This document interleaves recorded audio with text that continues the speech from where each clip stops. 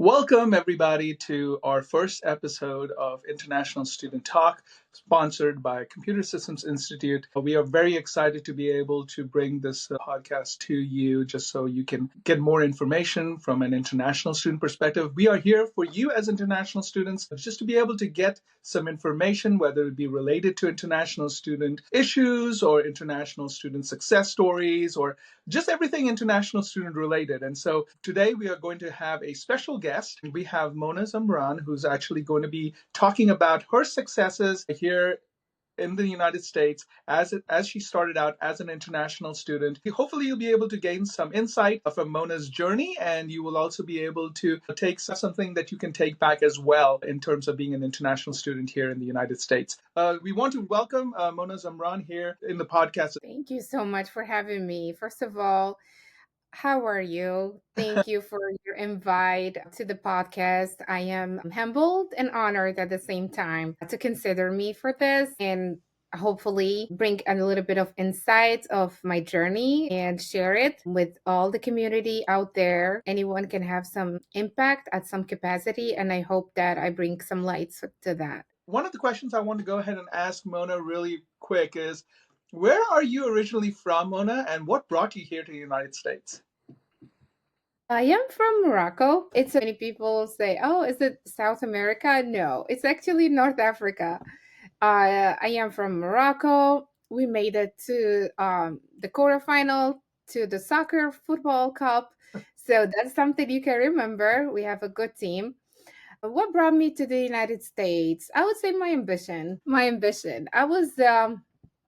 I'm not gonna say well established, but I was a successful professional back in Morocco. I went to a good business school from middle class. I was having my best time, graduated for a master's degree in computational science.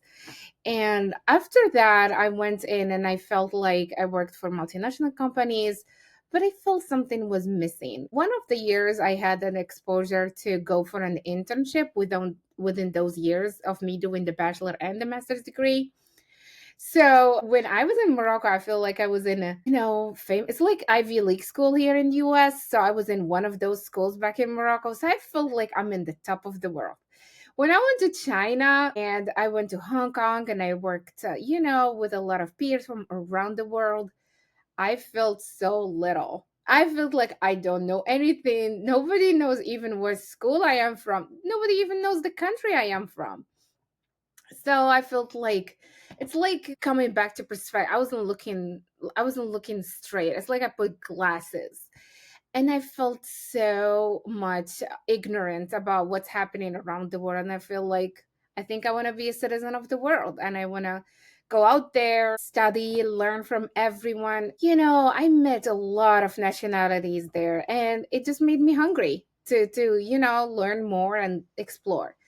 What brought me to the US, actually, I was browsing and I didn't know anything beforehand about CSI, and I was browsing about courses, and because they told me that I have to start looking to do ESL first before going to college.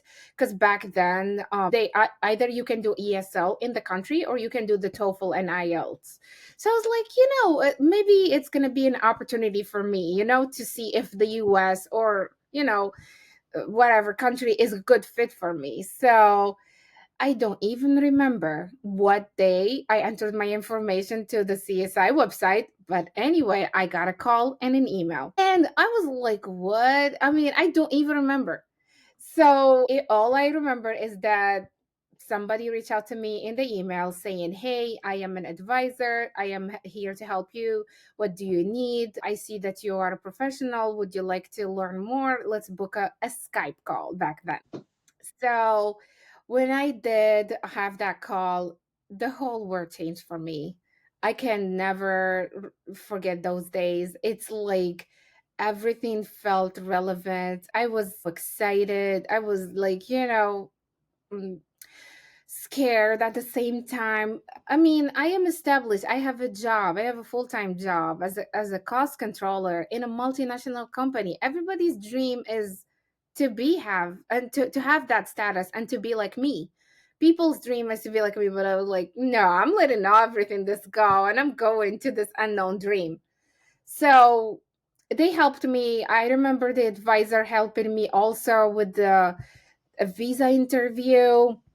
I mean, honestly, those tips and the like mini calls, like the first call, the second call until I got the I-20. And when I got the I-20 and I went to the interview and they told me, yes, you're approved.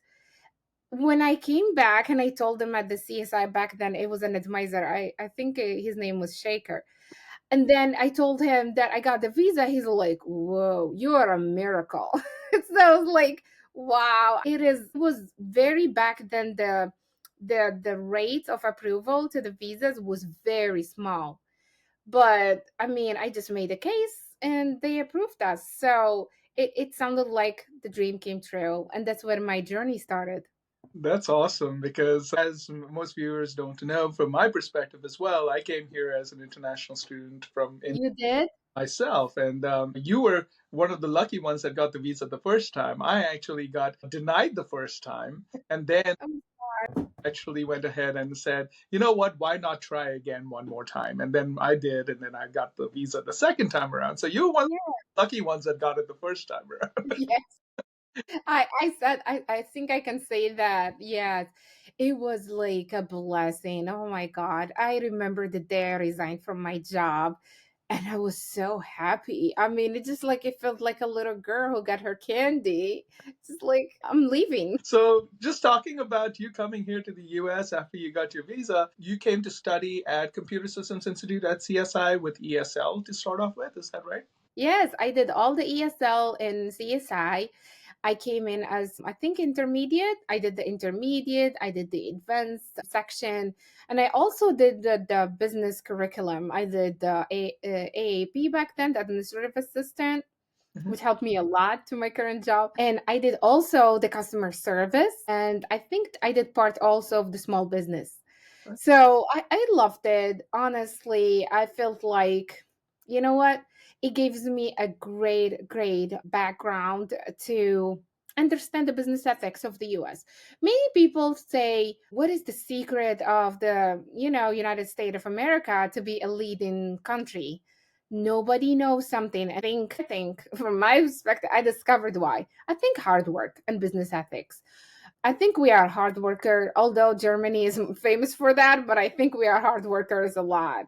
Like we really work all the 40 hours. When I came in, I thought that I had the good, business ethics, but no.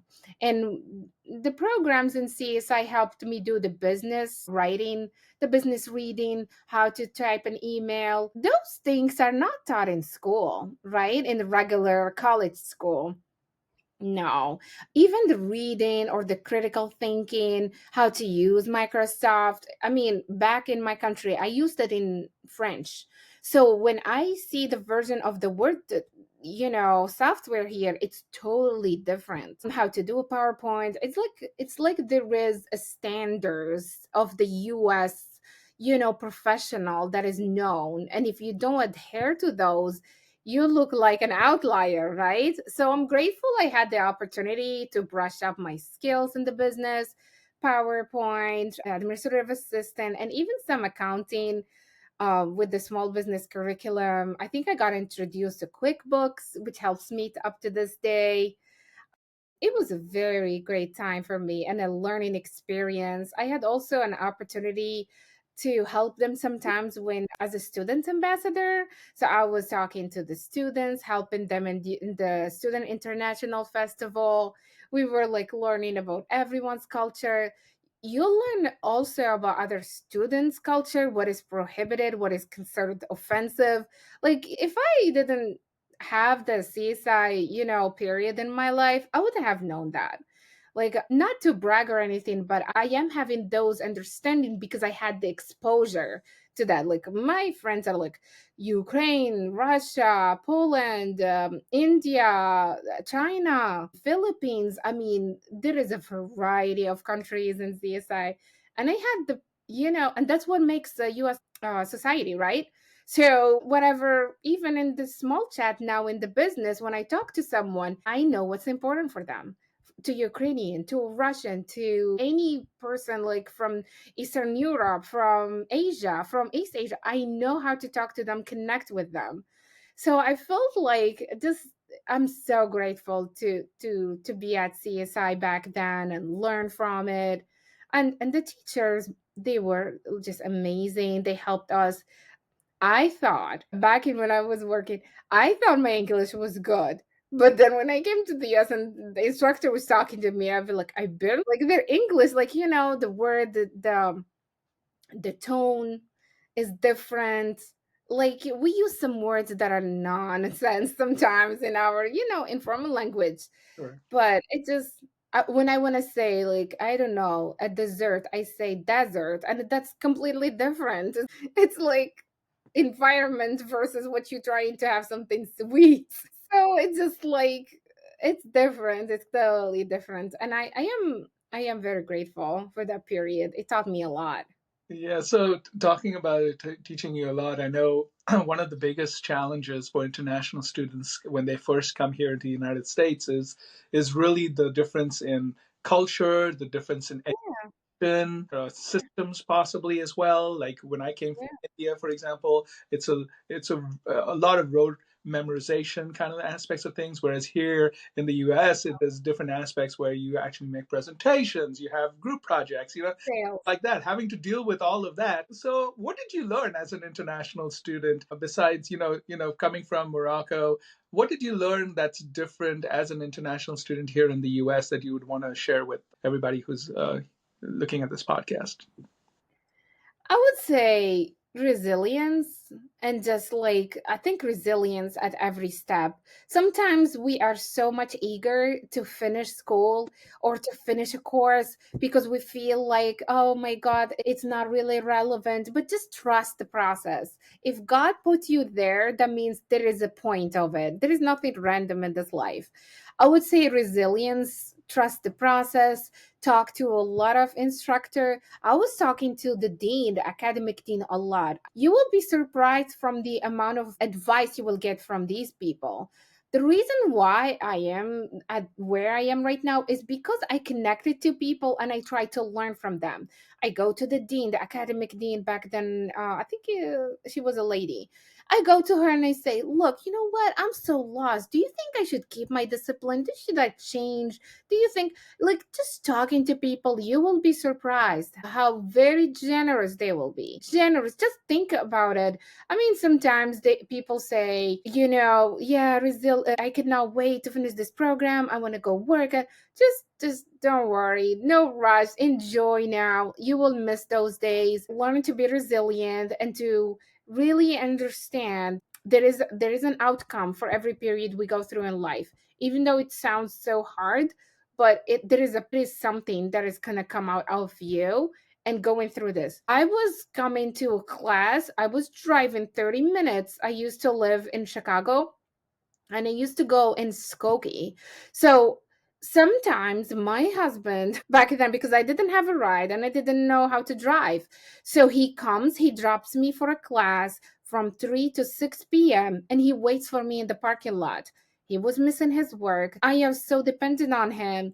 And it was just it seemed so dark period. Like, okay, I mean, I wish I finished this course and I can get a job. And I mean, back then we were resilient, right? We say we trusted the process, like it's going to be okay, we will finish this program, we will eventually get a job and everything. But back then it sounded so dark and so hard. But that's what made me now, right? Those hard times is what makes the person really successful. The eagerness, the thirst for knowledge, like the business ethics of being not giving up. No, that's not a choice. Like you have to make it. In this country really pays hard work. Although what other people says, I still believe that hard work pays off. Yeah, and one thing that I'd also like to point, kind of like you mentioned, in terms of resilience, international students, just from the fact of having to come from a different country altogether, take that big giant leap from your home country, giving up a lot of different things and sacrificing a lot of things. I believe international students are resilient in that sense to be able to come to a new country and to be able to make a life for themselves, and being able to get everything they can from their education here in the United States to doing whatever they choose to do beyond that as well. So I think from an international student's perspective, there's always that thirst for knowledge, that thirst for being able to advance beyond what they could initially in their home country, and to be able to gain as much knowledge as possible here in the United States, whether it be going back to your home country and spending that knowledge, or being able to use that knowledge in various other facets. I think that's really something that international students are able to do. And the big debate has been, what do international students bring to the United States? I think for the most part, international students bring a wealth of knowledge, a wealth of variety in terms of how things can be done, and from that perspective, a lot of different insights that you would normally not get if all we had were just students who were here, American students that were here, that were not getting that exposure from international students as well.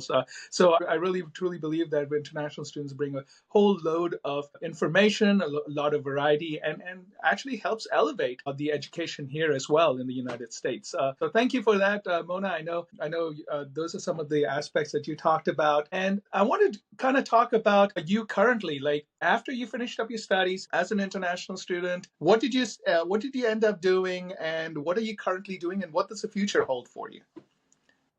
Oh, thank you so much for that question. I think that that's a question that is really hard to answer because I am onto a lot, but it's a lot. Ambition for me, as you said, and eagerness. And I wanted to add something before we I answer your question, is that sometimes when you're resilient and it gets really dark, and before it gets really the light, it gets really dark, and I want them not to lose hope. I want them to see the light, that it's gonna come. I mean, as it gets, the darkest hour of the night is right before dawn. So just don't lose hope. You will be okay. Just trust the process. And to answer your question, I would love to share my knowledge with my fellow healthcare workers who has been in the field, meaning that they have been probably in the healthcare, they have been in coding, they have been into delivering to patient, or probably in the hospital. I'm trying to help those workers if they are burned out, or if they have limitation, like a health limitation, to probably switch career. I'm trying to share my knowledge in healthcare business analytics. This area really incorporates, I would say, an intersection of three fields: the healthcare, the analytics, and also the business knowledge. What does that mean is that a nurse who has a big understanding of probably the medication dosage, how a patient should be handled, a specific disease state, they should probably the one who are looking at the healthcare data from the background. So probably they will look at the data of a hospital and say, I think we have a more long time in the reception or by the front desk. I think we need to optimize this here. That takes someone who knows analysis and also knowledge of the healthcare. So probably maybe diabetes patient, they should be handled quickly because they tend to be this or that. So I'm trying to share my knowledge about all what I learned from this previous years in the healthcare and the analytics, and I packaged it into a course that can help these professionals switch career. Currently, what I'm trying to do is have these obstacles and isolation of this field really taken out. The reason why, there is always a struggle, and unwavering ambition from these professionals to keep delivering to patient. But the problem is they don't know where to go. Should they go to college? Should they go to university? Should they go to schools, charter school? They don't know where to go. So I put this course to really help them, unveil all this truth about the course, about this field, sorry, with this course, so they can probably have, um, a better future that can really help for them a lot of success with the knowledge they have. Yeah, so you are definitely giving an opportunity for individuals who want to switch careers and be able to make a better, make a different career out of what they currently might be doing. And a lot of individuals in different careers might be looking for a different career path. They might be looking for opportunities for promotions or opportunities for further growth, whether it be making more money or job satisfaction Yes. or various things of that, especially in the healthcare field here in the United States. It's a big, huge market, and healthcare is not going anywhere. There's always going to be sick people. There's always going to be individuals who need healthcare here in the U.S. as well as around the world. But here in the U.S., it's very prevalent in terms of healthcare, and it's a big, huge industry that continues to need more people in order for things to happen. And you are giving an opportunity for individuals to switch careers Yeah. to get more into the analytics aspect of things, right, for healthcare. So that way they can help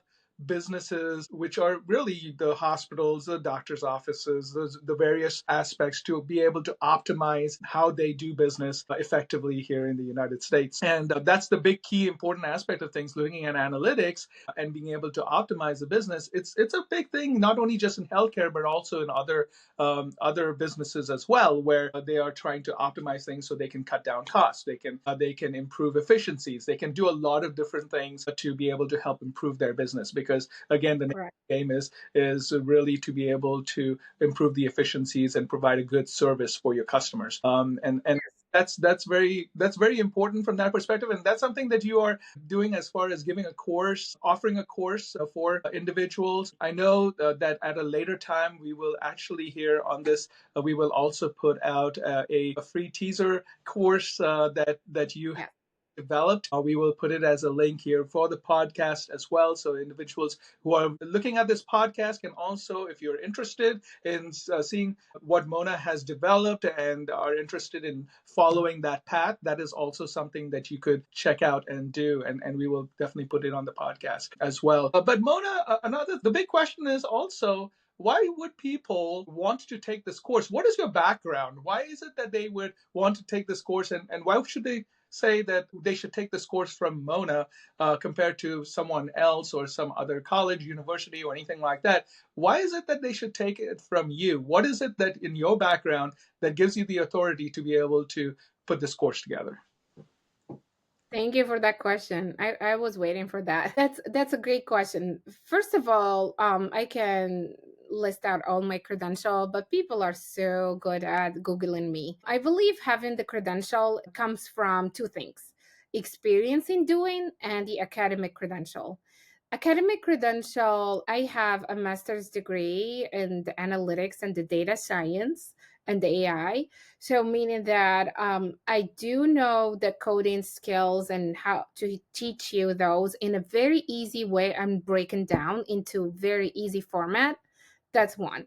The other one, the other piece is I'm following a PhD in George Washington University in the School of Medicine, where we are trying to innovate and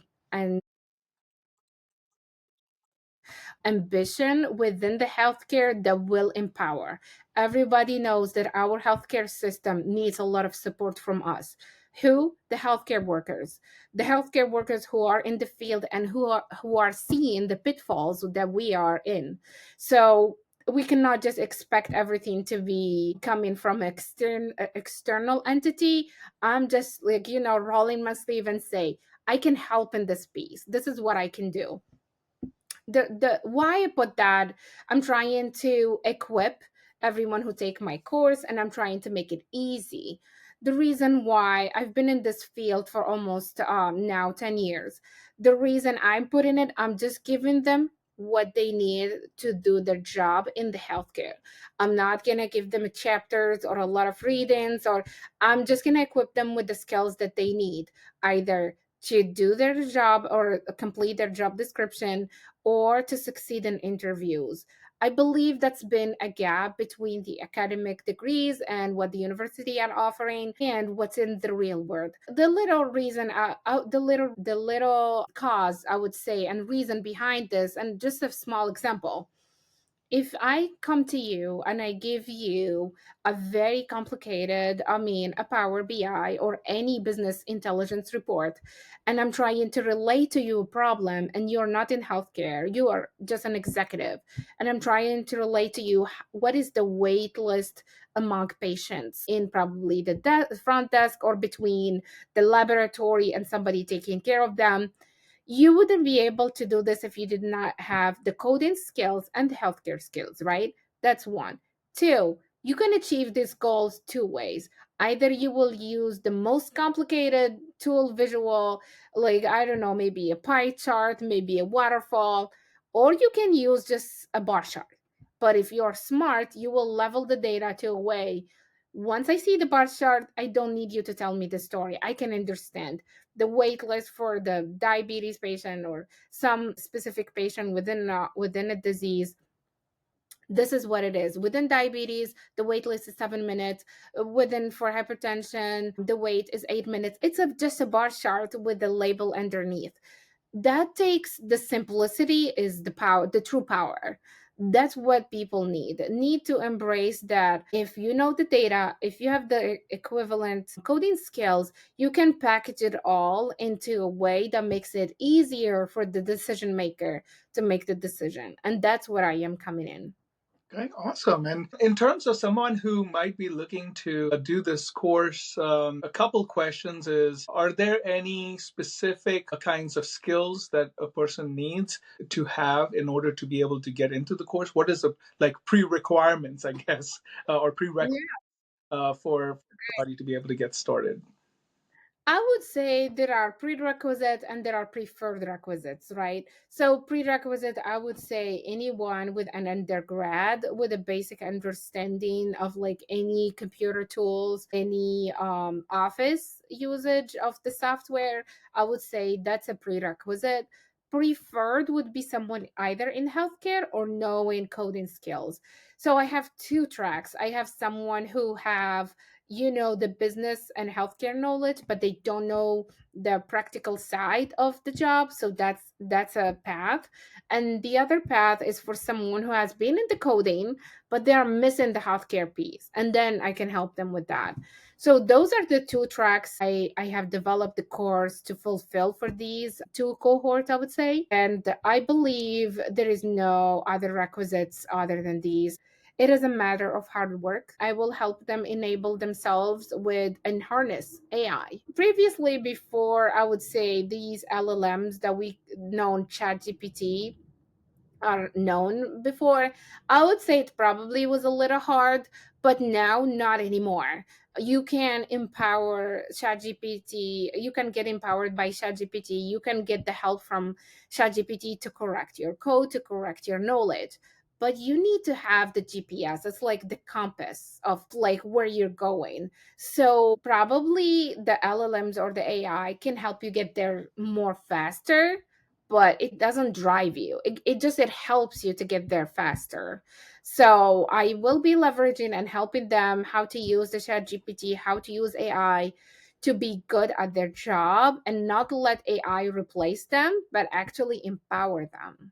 Okay, awesome. And the whole lot of talk, of course, as it comes to leveraging AI in your current Yeah. position has been the talk. Because again, a lot of like what you said, not AI not replacing individuals or positions, but actually leveraging and seeing their worth and showing what all they can do beyond Yeah. they currently are. And I want to just add something which is a very great, and it's great about our healthcare. We have the most in US. We have the most strict rules and standards for the confidentiality of our healthcare data. That means that I need to help you and teach you those coding skills and healthcare analytics so you can use them. No AI has been able to handle the confidentiality of our patient and what we call PHI, like very protected healthcare information. No healthcare yet. I mean, you heard it all the time. There have been cyber attacks, there have been cybersecurity concerns. Trust me, in this healthcare field, the data analyst with a healthcare background is so much needed because of these concerns. We cannot just take information about a specific patient and paste it to ChatGPT and say, hey, what do you think about this data? That's prohibited. People can have legal consequences for that. That means what? You will never be replaced. You can only be empowered by AI, but not replaced, especially in healthcare. Yeah, awesome. Well, this has definitely been a great conversation, Mona. We definitely see that not only did you first come in and start here as in the U.S. as an international student, but have taken it to greater lengths and now currently are working in the healthcare field to be able to help empower individuals as Yeah. businesses here in the US in the healthcare field to be able to optimize and to be able to really do better in various aspects and facets of the business and in health. Yeah. So, and I know this is not just in hospitals, it's not just in doctors' offices. It could be healthcare in general, in all healthcare businesses, very impactful. And we are excited to see how Yeah. course grows and continues to be able to be impactful in the healthcare analytics field. And like I mentioned, we will have the link for the free short class in terms of your particular course and what we call the teaser course to be able for students who might be interested in this course. You can actually click on a link here in the podcast that we will put on here as well. If you have any questions, you can definitely contact Mona directly, or you can leave us a message here on our podcast and we will get you in contact with Mona as well. We are really grateful for Mona to be able to be here on our podcast and to be able to share her insights and everything that she's continuing to do here in her capacity as well as here in the U.S. In healthcare. Again, thank you so very much, Mona, for joining us and this podcast. We really appreciate you coming to our very first episode of International Student Talk here, sponsored by Computer Systems Institute. We really appreciate everyone who is listening to this podcast or viewing this podcast. We really appreciate your support, and we will continue to bring you more episodes as it relates to international student, whether it be your concerns, whether it be any thing that you have that you need to navigate through, any aspects from as an international student. We plan to bring to you, whether it be again policies or anything like that that impacts you as an international student. We'll be here to talk about it as well. So again, thank you, Mona, and thank you, everyone. And we look forward to seeing you on the second episode. Thank you so much for having me. Appreciate it. Thank you.